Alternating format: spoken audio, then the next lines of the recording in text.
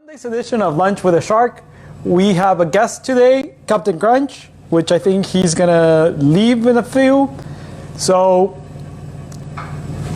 happy Star Wars Day, May the 4th. May the 4th be with you. There it is. Aren't we so geeky? But I have my R2-D2 here.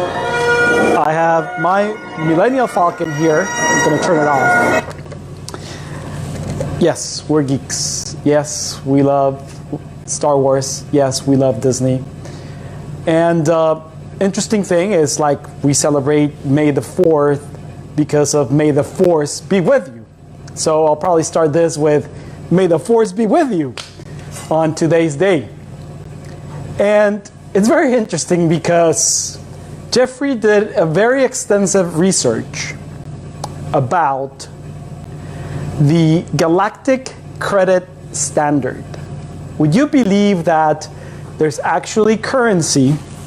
And you're gonna be like, oh no, they don't. Yes, we do. We have actually Star Wars currency here from Batuu. Here it is. I don't know if you can see it. It's actually a credit from Batuu Land, from Disneyland, Galaxy's Edge. And yes, there's money, same as there's Disney dollars. And there's a valuation for this shit. And in the research, they determined that one credit, this is actually worth 100 credits. The value of a credit right now, it's between $1.25 and $1.50. Shit, it's like the British pound. It's probably more expensive than the euro. $1.25 and $1.50. And you'll say, how the hell did they determine that price? Well, it's very interesting because what they do is they did an analysis of food, which is a commodity, cars, okay, and guns. Interesting thing. What would you find outside on the galaxy? Cars, vehicles, guns, and some food. So what they did is they determined what was the price based on the movies and the story from Star Wars. They determined what was the price on the food, and then they compare it to Earth. Same with the guns. Similar guns on Galaxy, on Earth, and vehicles. Galaxy and Earth. And they came out that the valuation fluctuates between $1.25 and $1.50. Isn't that funny? And you'll say, why are they talking about that? Because it's a very relevant topic when you are in a border town, as we are. We live in San Diego, and we have tons of Mexican clients, and we interact with multiple currencies. Not everybody is used to interacting with multiple currencies. In the US, we only interact mostly with the US dollar. In Mexico, and I can tell you an example, in Tijuana, which is where I'm from, we actually ask, do you accept dollars, or how much is it in dollars? Because the unofficial currency for Tijuana would be the dollar, the US dollar. So, same as businesses. Some businesses, they acquire their merchandise outside the Mexico, and they generalize the US dollar. Well, I'm going to talk to you about 3 points that affect foreign currencies, like this one, in our day-to-day operations, transactions, and life. You might not even know it, but it also affects your day-to-day life on things that you buy around, because they might be from a foreign country. That transaction is done in a foreign currency, and then it's converted into US dollars.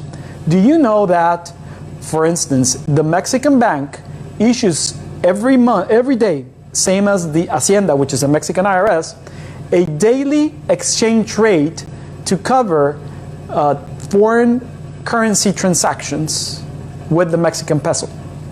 And same as in the US.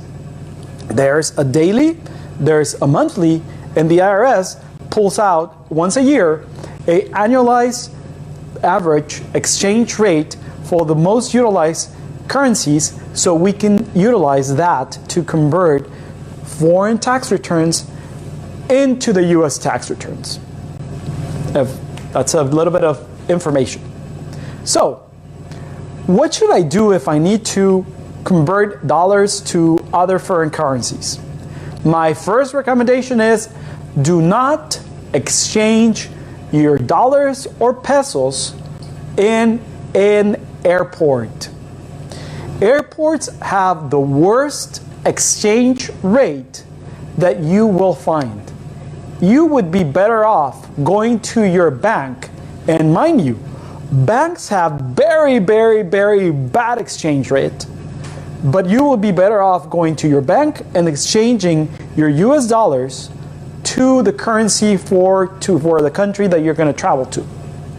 My recommendation is go to a local house money exchange and convert your dollars to pesos or your dollars to any other local currency. Okay? Here, I traveled to Batu and I converted my hundreds of thousands of dollars into currency. Yes, I'm pretty sure I spent that much money at Disneyland. So, with that, avoid the airports. They have the worst exchange rates that they are. Even though you'll see there that they're offering you a special exchange rate, they have hidden commissions as well. Okay? So be very careful.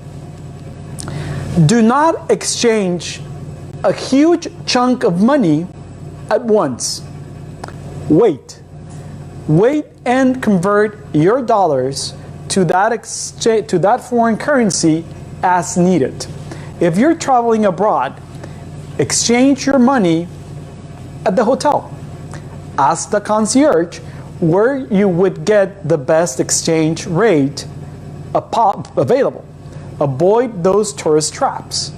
But also, please just exchange the necessary amount for a couple of days, the week that you're going to be abroad, or for the transaction that you are requiring foreign currency for that special shipment, for that special service, or anything like that. Okay? You'll end up paying as well a lot of fees when you convert money. Okay? And the third one is Captain Crunch visiting us. The third one is credit card have very good exchange rates. You can use your American Express, or you can use a credit card that is for foreign travel. Yes, there's actually credit cards especially for foreign travel, like Discover, Diners, and also American Express. There's certain airline credit cards that will also give you excellent exchange rates without an exchange converter fee. Here locally, in Tijuana, San Diego area, I see a lot of bank statements or credit card statements where they have the actual expense plus a exchange converter fee, which means that the bank, the local bank, your credit card issuing bank, it's going to associate reasonably a small fee to that transaction. Maybe you go to Starbucks in Tijuana, you swipe your credit card, and it's $2.50 because of the exchange rate right now. It's around $25 pesos to the dollar. But then you're going to see a fee, which is a foreign transaction fee of probably 25-30 cents. That's what they're making also their money. So avoid exchanging money on the airports. Just exchange necessary money to cover your days traveling or the transaction that you're going to do, and or use credit cards. Now, what happens, for instance, in Mexico? In Mexico, sometimes it's good to carry a debt in dollars because if the dollar fluctuates, generally the dollar will appreciate compared to the peso. You'll generate a loss in exchange rate, meaning that that loss can be applied to your tax return. Okay? So sometimes it's good to carry debt in foreign currency. Not here, but in Mexico, makes sometimes is worth it. So it's been a very interesting topic. May the force be with you, and see you tomorrow.